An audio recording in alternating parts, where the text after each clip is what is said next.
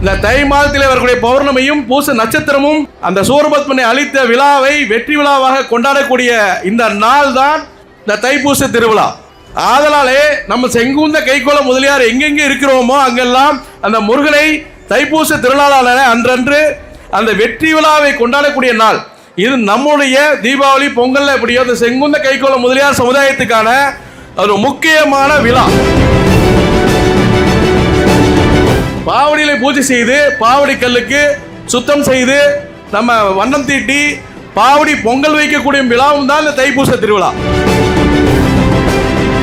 முருகனிடம் உங்களுடைய அந்த விழாவுக்கு முதல் நாள் அந்த கொடியேற்றக்கூடிய உரிமை எங்களுக்கு வேண்டும் என்று கேட்டார்கள். ஆதலால் தான் தமிழகத்தில் உள்ள அனைத்து நம்ம முருகர் கோயிலிலும் முருகப்பெருமை கோயிலிலும் முதல் நாள் நம்ம கொடியேற்றக்கூடிய உரிமை நம் செங்குந்த கைகோள முதலியார் சமுதாயத்துக்கானது. இந்த நம் சமுதாய கொடி என்பது புலி வேல் சேவல். இதன் சமுதாயத்தில் குலக்கொடி. அதில் இருக்கக்கூடிய சேவலுடைய சின்னத்தின் அடையாளம் என்னவென்றால் அந்த சூரபத்மனை முருகப்பெருமான் அந்த ஞான வேளாலே வீசும்போது அந்த சூரபத்மன் மரமாக மாறி நிற்கிறான். இன்றும் மயிலாடுதுறை மாவட்டத்திலே சத்திபீடம் 7 சத்திபீடம் என்ற ஒரு கோயில் உள்ளது. அங்கே நம் செங்குந்த கைகோள முதலியார் சமுதாயத்தை சேர்ந்தவர்கள் அந்த சத்திபீட பேழையிலே அந்த ராஜராஜ சோழனுடைய புலிக்கொடியை இன்றும் வருடம் ஒருவரை எடுத்து வைத்து பூஜை செய்து புனஸ்காரம் செய்து அதை வைத்து மரியாதை செய்து வருகிறார்கள். 107 ஏக்கரா நீங்க நம்ம பெருந்துறை சாண்டோரி ஹாஸ்பிட்டல் இல்லைங்களா, அந்த 107 ஏக்கரா அந்த ஆஸ்பத்திரிக்கு தானமாக வழங்கிய ஒரு வள்ளல் வி.ஏ. செங்கோட்டை முதலியார், இந்த சித்தோட்டு மாப்பிள அவர்.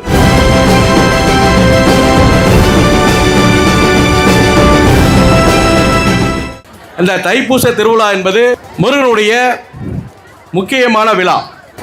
நாம் செங்குந்த கைகோள முதலியார் அனைவரும் சிவபெருமானின் பார்வையிலே பட்டு பார்வதியின் சிலம்பிலே பிறந்த செங்குந்த நவ வீரர்கள், வீரபாக உள்ளிட்ட செங்குந்த நவவீரர் வம்சத்தை சேர்ந்தவர்கள் இந்த செங்குந்த கைகோள முதலியார்கள்.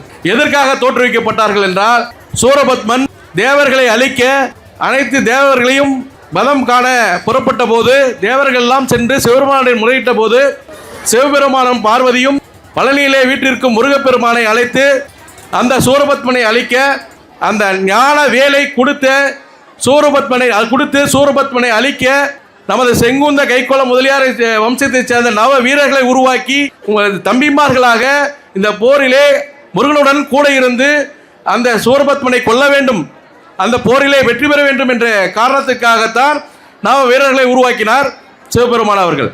அதுபோல் முருகப்பெருமானிடம் சென்று அந்த சூரபத்மனை போரிலே வென்று அந்த வெற்றி விழா தான் இந்த தைப்பூச விழா.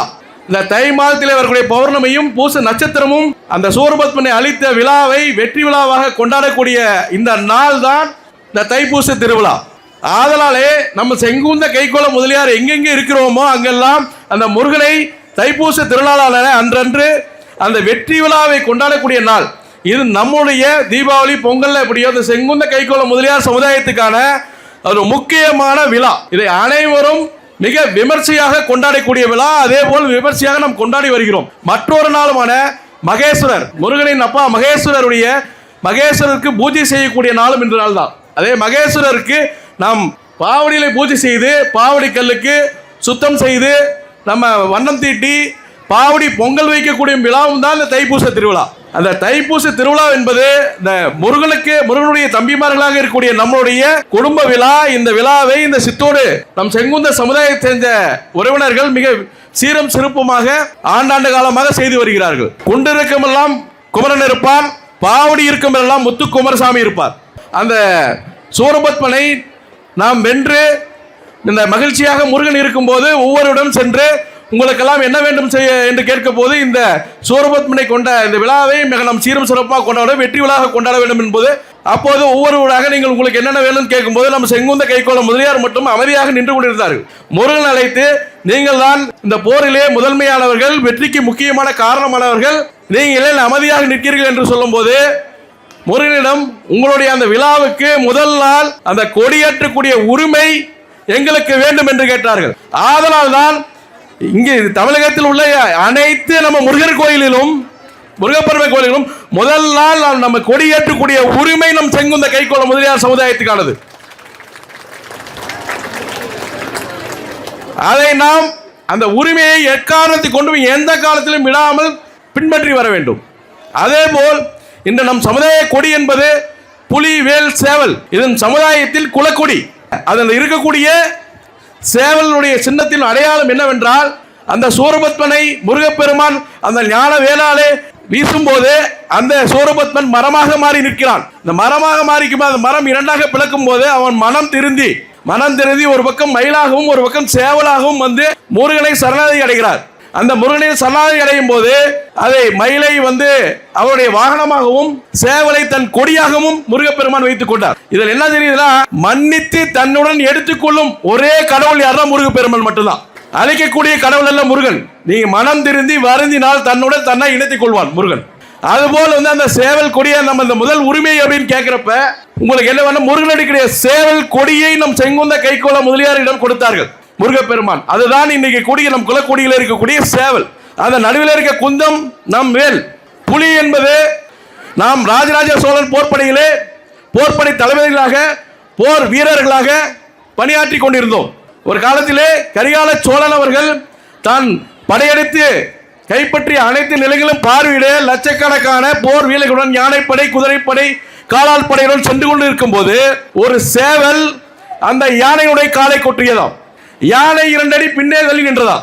அந்த கரிகால சோழன் அதை பார்த்து கீழே இறங்கி இந்த இடம் யார் இருக்கிறார்கள் என்று கேட்டார். அப்போது அங்கே வந்திருந்த படை வீரர்கள், இது நம் முதன்மை படை வீரர்கள் செங்குந்தர்கள் வசிக்கும் ஊர் அப்படின்னு என்று சொன்னவுடன் அந்த கரிகால சோழன் மண்டியிட்டு தன் நிலத்தில் தன் மண்ணை முகத்தை வைத்து வணங்கி இந்த இடம் நம்மளுடைய தலைநகராக அறிவித்து விட்டு சென்றார். அவருடைய கொடி வாங்கி நாட்டார். அந்த கொடி என்ன கொடினா புலிக்கொடி. சோழர்களின் கொடி புலிக்கொடி. அந்த புலிக்கொடி தான் நாம் இன்றைய குலக்கொடியாக பயன்படுத்துகிறோம். இன்றும் மயிலாடுதுறை மாவட்டத்திலே சத்திபீடம் 7 சத்திபீடம் என்ற ஒரு கோயில் உள்ளது.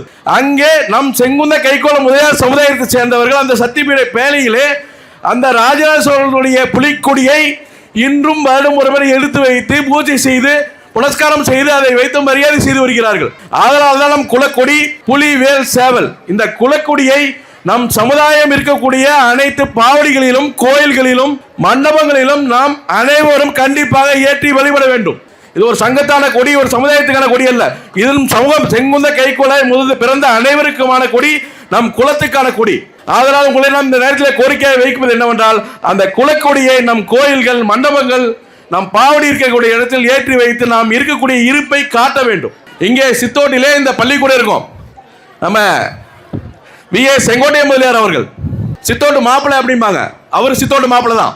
V.S. செங்கோட்டை முதலியார் அவர்கள் தானமாக வழங்கி இன்று அந்த ஆரம்ப பள்ளியானது இருக்கிறதே பாருங்கள், மாதிரி பள்ளி. அந்த பள்ளியை இடம் வாங்கி, இங்கே பள்ளி இல்லை என்று சொன்னவுடன் அந்த பள்ளியை இடம் வாங்கி இங்கே கட்டடம் கட்டி கொடுத்து இங்கே இங்கே இருக்கக்கூடிய அனைத்து சமூகத்திலும் படித்து இங்கே இருக்கிறவங்கன்னா அந்த பள்ளியில் தான் படிச்சிருப்பாங்க.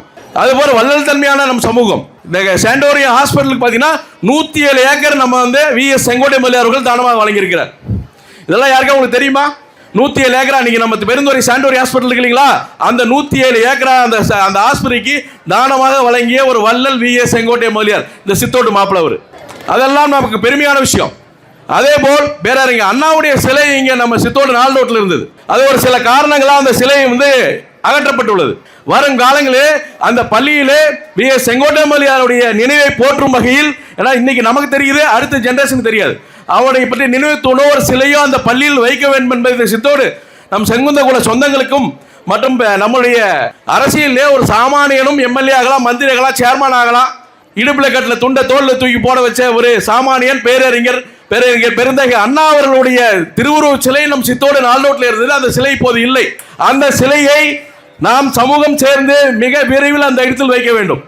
அதற்காக உங்களோட என்றும் உறுதுணையாக இருக்க நாங்கள் தயாராக இருப்பதை தெரிவித்துக் கொண்டு, மேலும் எனக்கு பின்னால் பெரியவர்கள் பேச இருப்பதால் இந்த உரையுடன் முடித்துக் கொள்கிறேன். வாழ்க செங்குந்தம், வெல்க செங்குந்தம் கூறி விடைபெறுகிறேன். நன்றி, வணக்கம்.